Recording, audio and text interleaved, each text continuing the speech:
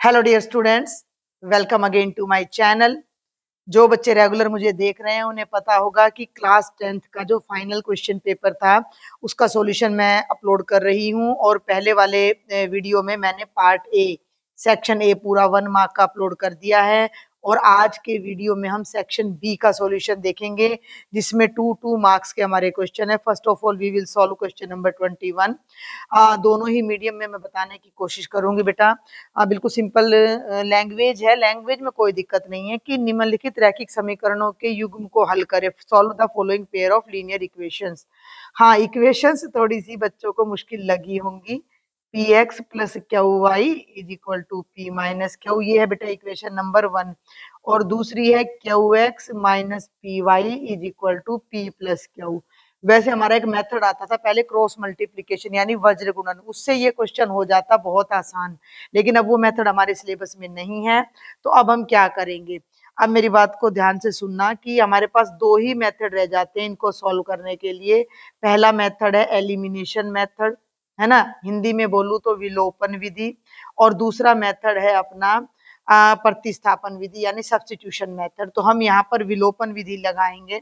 देखो मेरी बात ध्यान से सुनना, यहाँ पर ये क्यू है और यहाँ पी है, तो उल्टा करेंगे। इस वाली इक्वेशन को, पहली वाली इक्वेशन को तो मैं पी से मल्टीप्लाई कर दूंगी और दूसरी वाली इक्वेशन को क्यू से। तो यहाँ भी पी क्यू आ जाएगा और यहाँ भी पी क्यू आ जाएगा और पी क्यू से पी क्यू कैंसिल हो जाएगा। ठीक है, तो आप लिखोगे यहाँ पर मल्टीप्लाइंग, अरे हिंदी में भी लिखना था वैसे मैंने, पर चलो मैं बता देती हूँ।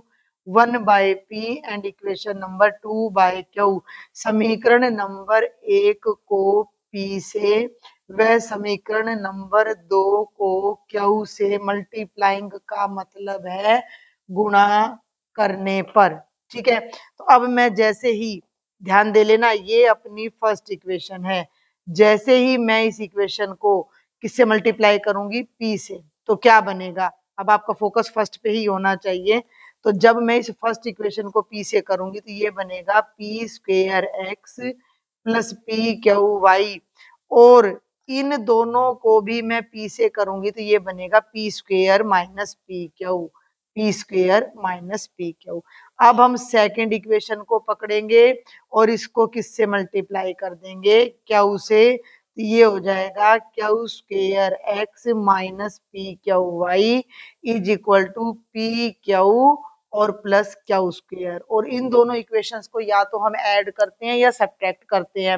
अब यहाँ पर जो ये वाला वेरिएबल है, दोनों के कोफिशिएंट्स बिल्कुल सेम है। एक का साइन पॉजिटिव है, एक का साइन नेगेटिव है। तो अगर हम इन दोनों को ऐड करते हैं यानी जमा करते हैं, ऐड करने पर, एडिंग या जमा करने पर, जोड़ करने पर, तो देखो इसमें आपस में जोड़ेंगे तो ये बनेगा p square plus Q square, bracket में एक्स मैंने कॉमन ले लिया और ये दोनों कट जाएंगे और राइट साइड में ये जुड़ जाएंगे। तो ये बनेगा p square minus p q और प्लस पी क्यू और plus Q square. P Q से पी क्यू कैंसिल हो गया और ये बन गया P square plus Q square into x बराबर है P square plus Q square. X को यहीं पर रखना है और इस टर्म को राइट साइड में ले जाना है डिनोमिनेटर में नीचे की तरफ। तो ये हो जाएगा P square plus Q square बटे P square plus Q square. ऊपर भी वही टर्म है, नीचे भी, दोनों कटकर एक आ जाएगा। तो एक्स की वैल्यू 1 आ जाएगी। अब एक्स की वैल्यू को आप चाहो तो इक्वेशन नंबर अपनी 1 में भी पुट कर सकते हो या 2 में भी पुट कर सकते हो। मैं 1 में पुट कर देती हूँ। x बराबर है 1 को समीकरण नंबर 1 में रखने पर, putting x is equal to 1 in equation number 1। पहले मैं इक्वेशन नंबर 1 नोट कर देती हूँ। P x plus q y is equal to p minus q. अब यहाँ आप x की जगह 1 रखो तो p into 1 plus q y is equal to p minus q. ये जो चीज है ये p बन जाएगी। तो p plus q y is equal to p minus q. तो ये p से p कैंसिल हो गया। Q y is equal to minus q y is equal to, ये वाला जो क्यू है ये इसके नीचे यहाँ डिनोमिनेटर में चला जाएगा। तो माइनस क्यू बटे क्यू, क्यू से क्यू कट गया, -1 वैल्यू आ गई। तो इसको हम यहाँ पर लिख देंगे y इज इक्वल टू -1। आप चाहो तो लास्ट में एक अपनी समरी करके भी लिख सकते हो कि x is equal to 1 and y is equal to -1 और ये हमारा फाइनल आंसर आ जाएगा क्वेश्चन नंबर 21 का। दिखने में बड़ा मुश्किल लग रहा था, वैसे इतना मुश्किल था नहीं। आगे चलते हैं, अब करते हैं बच्चे क्वेश्चन नंबर 21 का और चॉइस। ये देखो यहाँ पर इंटरनल चॉइस है, तो मैं यहाँ और लिख देती हूँ और क्वेश्चन नंबर 21 की जो इंटरनल चॉइस है वो समझाती हूँ। क्वेश्चन नंबर 21 की इंटरनल चॉइस क्या कहती है कि दो संख्याएं 5:6 के अनुपात में है। यदि प्रत्येक संख्या में से 7 घटा दिया जाए तो अनुपात 4:5 हो जाता है। लो पूरी की पूरी एक उसमें कर दी। दो नंबर है 5:6 में, थोड़ा मैं इसको शॉर्टकट में ले लेती हूँ। संख्याओं का जो अनुपात है वो 5:6 है। तो जो पहली संख्या है अनुपात हटाने के लिए हम x लगाएंगे 5x, जो दूसरी संख्या है वो हो जाएगी 6x। ठीक है, अब कहते हैं कि दोनों में से 7 घटा दो और फिर अनुपात 4:5 हो जाएगा। तो अकॉर्डिंग टू क्वेश्चन 5x में से भी 7, पहली संख्या में से 7 घटाओ तो ये आ गया, अब दूसरी में से 7 घटाओ तो ये आ गया।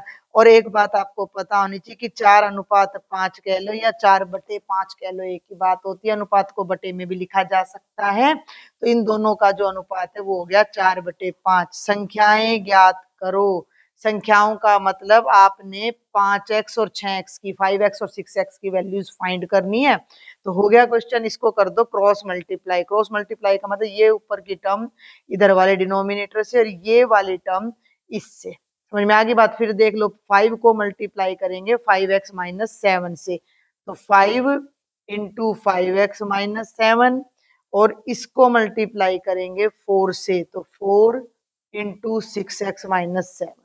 मल्टीप्लाई कर दो, 5 × 5 = 5, 5 × 25, 5 × 7 = 35, 4 को अंदर ले जाओ, 4 × 6 = 24x घटा 4 × 7 = 28। इसको लेफ्ट में ले आओ। क्लियर हो रहा है? इसको लेफ्ट में ले आओ, सिंपल मैथ है ये। तो 25x - 24x, और इस 35 को माइनस का है राइट में ले जाओ, ये यहाँ जाकर प्लस का 35 हो जाना है। ये हो जाएगा माइनस का 28 और प्लस का 35। 25 में से 24 माइनस कर दो, 25 में से 24x करोगे x, और 35 में से 28 को करोगे तो 7। x की वैल्यू आ गई 7। हमें x नहीं निकालना, हमें तो ये दोनों नंबर निकालने हैं।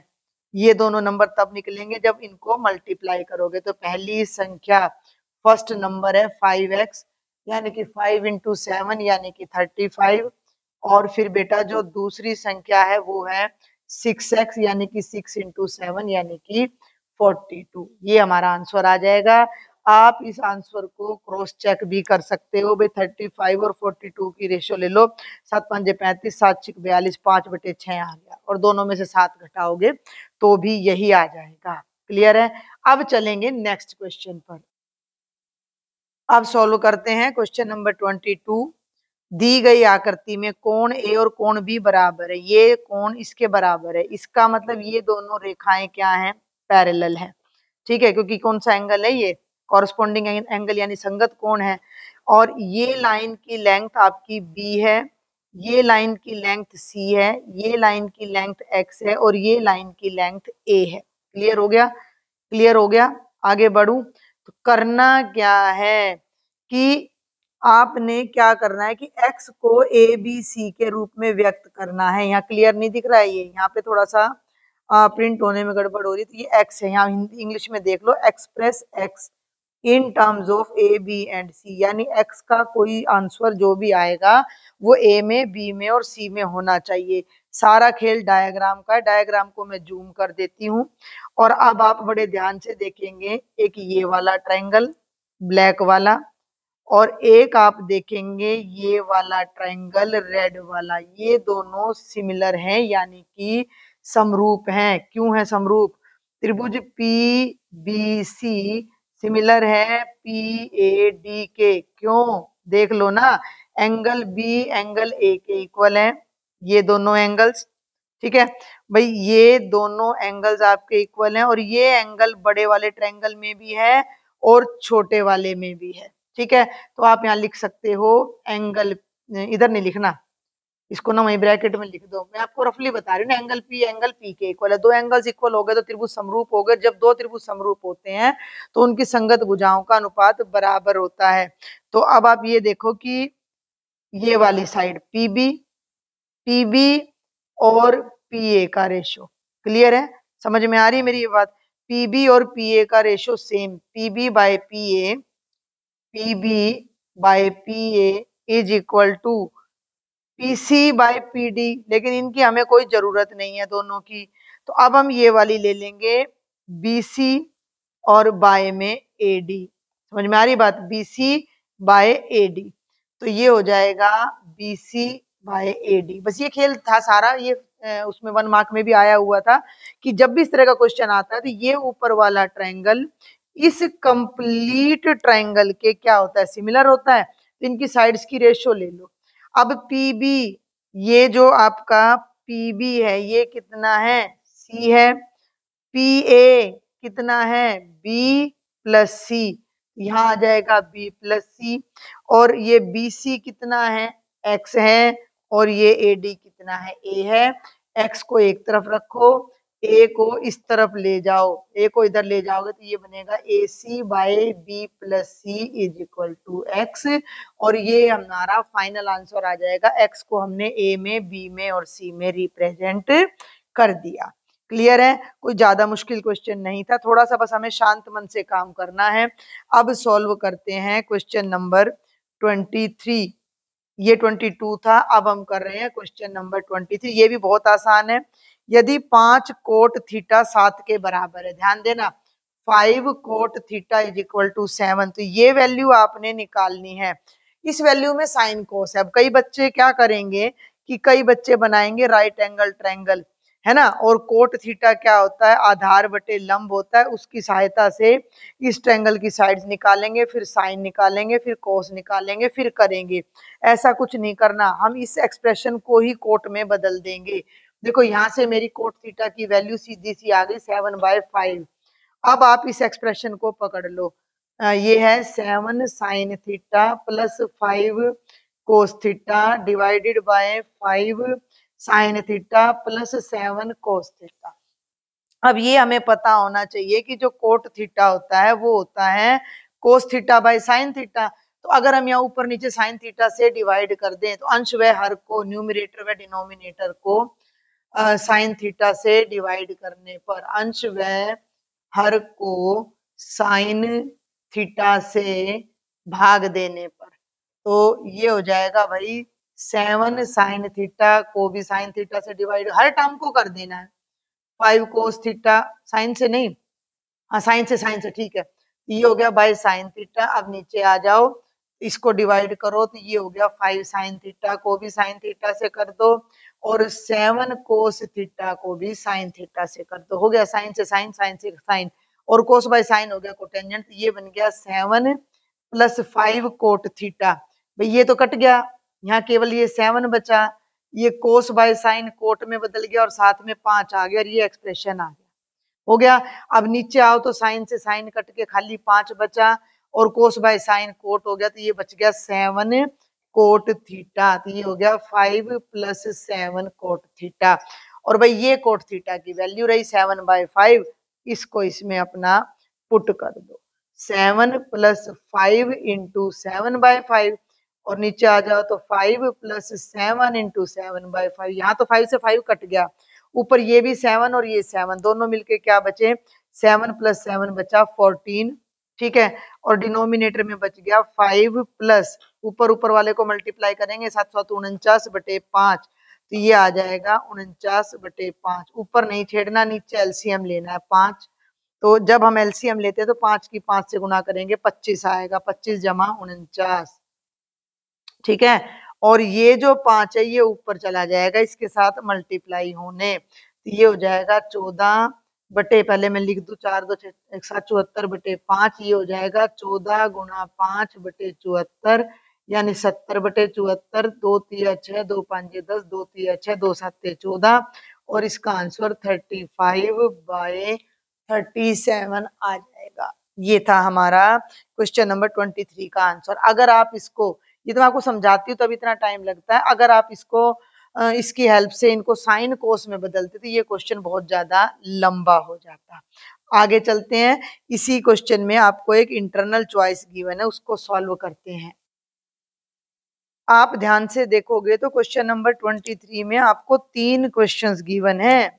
एक ये है, फिर इंटरनल चॉइस में एक ये है, और फिर इंटरनल चॉइस में एक और है जिसे हम योग्यता आधारित प्रश्न या कॉम्पिटेंसी बेस्ड क्वेश्चन कह सकते हैं। ठीक है, तो पहले इसको अब हम सॉल्व करते हैं। यहाँ आ जाओ, प्रूव दैट। ये हमने प्रूव करना है कि 1 लेफ्ट हैंड साइड ले रही हूँ मैं, केवल 1 plus tangent square theta into 1 minus sine theta into 1 plus sine theta को 1 प्रूव करना है, तो मैंने केवल लेफ्ट हैंड साइड उठा ली। 1 प्लस टेंजेंट स्क्वायर थीटा की डायरेक्ट आइडेंटिटी होती है सीकेंट स्क्वायर थीटा, और ये 1 माइनस साइन और 1 प्लस साइन को देखोगे तो तुम्हें a minus b into a plus b की फील आएगी, जो कि a square minus b square के इक्वल होता है। ये बन जाएगा 1 माइनस साइन स्क्वेयर थीटा। ये कारण आपने यहाँ जरूर देने हैं क्योंकि 2 नंबर का क्वेश्चन है, क्योंकि भैया 1 प्लस टेंजेंट स्क्वेयर तो सीकेंट स्क्वेयर के इक्वल होता है, और क्योंकि a माइनस बी और a प्लस बी हमारा ए स्क्वेयर माइनस बी स्क्वेयर के इक्वल होता है। तो सीकेंट स्क्वेयर को तो मैं लिख सकती हूँ 1 बाय कोस स्क्वेयर, और 1 माइनस साइन स्क्वेयर का फॉर्मूला हमारा 10th में आ जाता है कोस स्क्वेयर। कोस स्क्वेयर से कोस स्क्वेयर कट के 1 आ गया, जो कि हमारी राइट हैंड साइड आ जाती है। बिल्कुल सिंपल। और जल्दी से इसका जो एक और क्वेश्चन है कॉम्पिटेंसी बेस्ड क्वेश्चन, उसको और देख लेते हैं। यदि sine theta minus √3 cos theta 0 है और थीटा की वैल्यू 0 से 90 है तो थीटा फाइंड करो। ये भी बेहद आसान है। ये कहता है sine theta minus √3 cos theta 0 है, इक्वल टू में 0 आ रहा है तो इसको इक्वेशन में ट्रीट करो। तो sine theta is equal to √3 cos theta. Cos theta को लेफ्ट में ले आओ, भाई कॉस थीटा को इधर ले आओ ना, डिवाइड में आ जाएगा। तो ये आ गया sine theta by cos theta. Right में खाली ये √3 बच जाएगा, इसको यहाँ पर राइट कर दो। साइन बाय कॉस थीटा क्या होता है, सबको पता होगा, tangent theta is equal to √3। Tangent की वैल्यू √3 कितने डिग्री पर होती है, 60 पर, तो डायरेक्ट लिख दो थीटा की वैल्यू कितनी आ गई, 60 डिग्री। क्लियर है, मुश्किल तो नहीं था। अब करते हैं क्वेश्चन नंबर 24। ये जो स्टेटमेंट है ना, इसके अकॉर्डिंग जो इसका डायाग्राम है वो अप्रोप्रिएट नहीं है, फिर भी मैं आपको समझा देती हूँ। यदि किसी वृत्त जिसका केंद्र O है, ये तो इसका सेंटर है, बिंदु P पर स्पर्श रेखा PQ है, ये एक टेंजेंट है। त्रिभुज OPQ एक समद्विबाहु त्रिभुज है, तो कोण OQP ज्ञात करो। PQ is a tangent to the circle with centre O। ठीक है कि भाई ये PQ तो टेंजेंट है, सेंटर O है, और ये कंप्लीट ट्रायंगल आइसोसेलेस अगर है तो OQP, अब OQP ये है, ये O है, यहाँ पे आपका ये दब गया इस कोड की वजह से, तो ये वाला एंगल आपने फाइंड करना है। डायग्राम को थोड़ा सा जूम कर लेते हैं और देखते हैं, और डायग्राम में ही अगर मैं आपको समझाऊं तो देखो भाई ये टेंजेंट है और ये रेडियस है, तो ये एंगल तो 90 हो गया। हाँ, समझ में आ रही है मेरी बात, कि भाई अगर ये सर्कल है, ये टेंजेंट है और ये रेडियस है, ठीक है, मान लो, तो ये हमारा सारा क्या हो जाएगा, ये वाला एंगल 90 हो जाएगा। ये O है, ये P है और ये Q है। अब आइसोसेलेस का मतलब जब ये एंगल 90 है, जब ये एंगल 90 है तो भाई इसके सामने तो हाइपोटेन्यूज, ये तो बड़ी भुजा है, तो इसका मतलब ये दोनों इक्वल है। मेरा लॉजिक समझ में आ रहा है आपको, तो इसका मतलब ये दोनों इक्वल है, यानी कि PQ is equal to PO। Clear है, जब ये दोनों इक्वल है तो ये दोनों एंगल्स भी इक्वल है, तो ये दोनों एंगल्स कितने के हो जाएंगे, मान लो x के हो जाएंगे। लॉजिक समझ आ रहा है कि भाई जब टेंजेंट है तो स्पर्श रेखा पर त्रिज्या लंब होती है, तो कोण P तो 90 का हो गया, कोण P तो 90 का हो गया, और उसके सामने ये हाइपोटेन्यूज हो गया, तो बाकी बची दोनों साइड्स इक्वल हैं, तो उनके सामने वाले दोनों एंगल्स इक्वल हो जाएंगे। तो दोनों एंगल्स को मैंने x मान लिया और तीसरा 90 है। एंगल सम प्रॉपर्टी लगाकर हम x की वैल्यू फाइंड कर सकते हैं, तो जल्दी से कर देते हैं। तुम लिख आते पेपर में, अब तो मैं आपको जस्ट हिंट दे रही हूँ, ये हो गया 2x is equal to 180 minus 90 यानी 90 डिग्री। तो x की वैल्यू कितनी हो जाएगी 90/2 यानी 45 डिग्री। और ये सारी बातें आपने लिख के आनी है, ठीक है। ये जो क्वेश्चन मार्क मैंने लगाया है इसकी जगह यहाँ जो कुछ भी मैंने वर्बल बोला है वो सारा आपने यहाँ पर लिखना था। और अब है इस सेक्शन का लास्ट क्वेश्चन, क्वेश्चन नंबर 25। देखिए जरा, एक घड़ी की सुई 12 सेंटीमीटर लंबी है, उसके द्वारा 35 मिनट में रचित क्षेत्रफल ज्ञात कीजिए। घड़ी की सुई यानी कि एक सर्कुलर पाथ चल रहा है, ठीक है। अब सर्कल चल रहा है 35 मिनट का मतलब क्या हुआ कि यहाँ पे मान लो ये 12 पे है वॉच और बेटा ये आपका 6 है, ये आपका 6 है तो यहाँ कहीं 7 आएगा। क्लियर है, ये सेंटर है आपका और यहाँ पर ये आपकी मिनट क्लॉक थी जो कुछ देर के बाद यहाँ आ गई। क्लियर है, समझ में आ रही बात।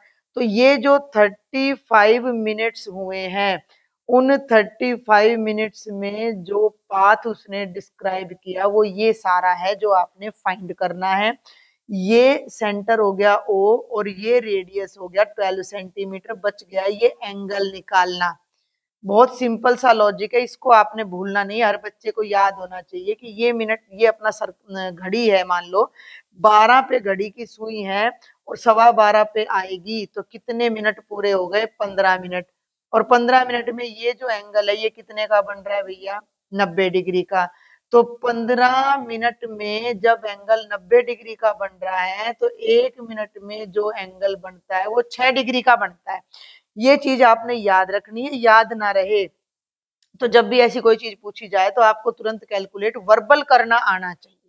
तो ये सारी बात आपने लिखनी थी कि जो पाथ ये बनाएगा वो एक त्रिज्या खंड है और भाई उस त्रिज्या खंड में जो है आर यानी रेडियस तो कितना है 12 सेंटीमीटर और थीटा कितना है 35 मिनट है ना, तो 35 गुणा 6, 6 5 30, 6 18, 210 डिग्री, 35 इंटू 6 यानी 210 डिग्री। अब आप इसी भाषा को लिखेंगे कि मिनट सुई द्वारा रचित क्षेत्रफल।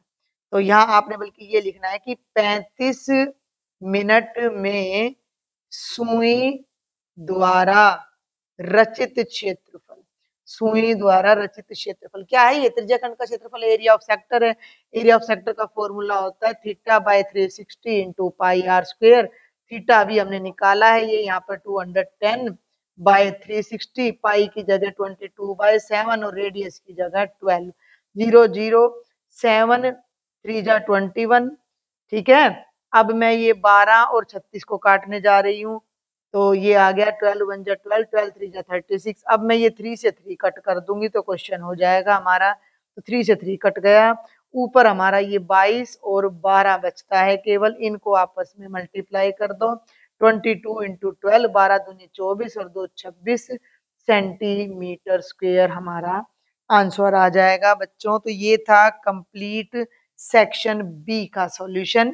अगला सेक्शन बी मैं आपको बहुत जल्द सॉल्व करवा दूंगी, तब तक आप मेरे वीडियोस को देखें। अगर आपको मेरे वीडियोस पसंद आते हैं, अच्छा लग रहा है, हेल्पफुल है, तो मेरे चैनल का लिंक शेयर जरूर करें और चैनल सब्सक्राइब नहीं किया है तो जरूर कर लें। Thank you.